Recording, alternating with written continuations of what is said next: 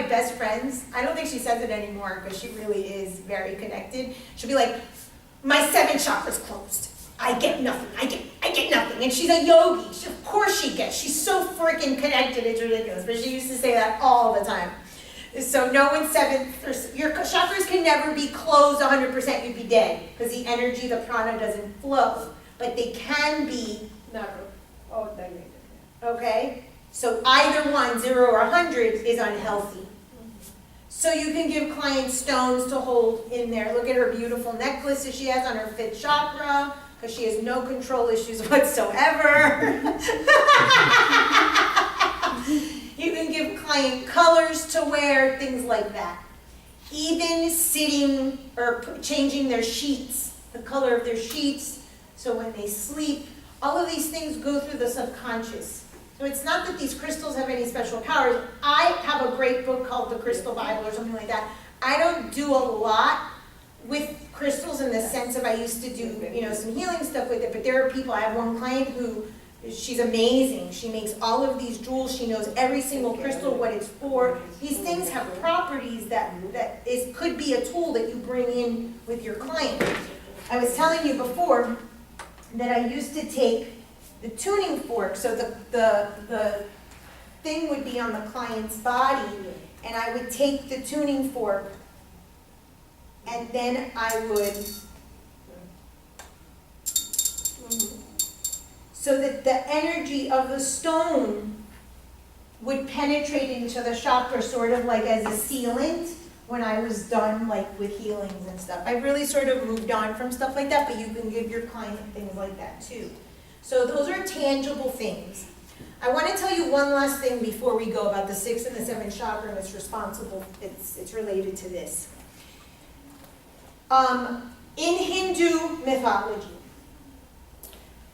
how many of you believe in God? I question. Or some higher powers from something? Hold on, okay. I question. Okay, so you don't raise your hand. Okay, wait, let me teach my thing and then we'll address you. So, most of you believe in something. What does that thing look like? Like the person. You don't believe in God. You question, so that's not for you yet. But you're getting to what I'm getting to. What does that look like? Whatever you manifest it to look like. But what you think is what it looks like.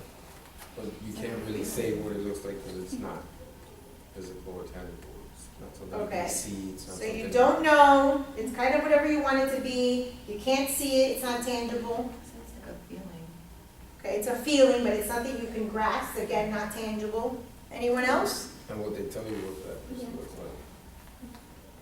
I mean, The what statue. does it- Jesus Like Christ. I look at the Virgin Mary, and then at night I'm smoking my cigarette, and I'm like, "Help me! You're the mother. Okay. I need the nurture." Perfect.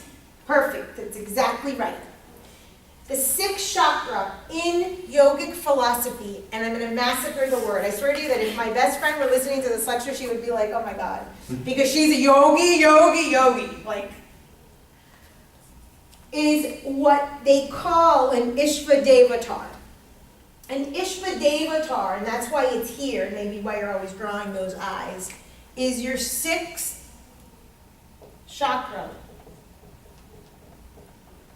Is God as form. That's why the 6th chakra is at the eyes and at the brain.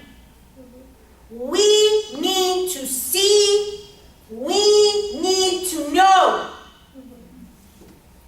This idea of something doesn't fly with us. It just doesn't. So they have a name for it called an Ishvadevatar, which is God as form. So your Virgin Mary is your Ishvadevatar. My Hanuman, remember how I said he's my boo? My Ishvadevatar.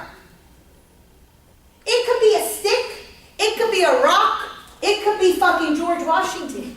I don't give a rat's ass. It's yours. And nobody gets to tell you what your God looks like. What color he is, what gender she is.